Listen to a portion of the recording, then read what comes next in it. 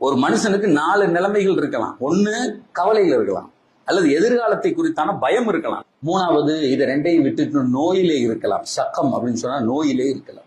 சில நேரத்துல எதுலையாவது போய் வலுவா மாட்டி, அல்லது இவர் மாட்டாட்டியும் அந்த சூழலை இவரை மாட்டி விடலாம். சித்தத்தும் இப்படி ஏற்பட்டால் நாயகம் ஸல்லல்லாஹு அலைஹி வஸல்லம் சொல்றாங்க, ஃபல் யகுல், அவர் சொல்லட்டும், அல்லாஹ் அல்லாஹ் ரப்பி லா ஷரீக லா, அல்லாஹ் அல்லாஹ் என் இறைவன் இறைவன் மட்டும்தான், லா ஷரீக லா அவனுக்கு இணை இல்லை என்று சொல்லட்டும். அப்படி சொன்னால் பெருமானார் சொல்றார், என்ன தெரியுமா நடக்கும் அவனை சுத்தி? உடனே அந்த கவலையும் அந்த நோயும் அந்த அழுத்தமும் அங்கிருந்து எடுக்கப்படும். அதற்கு நேர்மாறான மகிழ்ச்சி தரப்படும். சார் எழுதி வைத்துக் கொள்ளுங்கள், கேன்சர்னு சொன்னாலும் போவும்.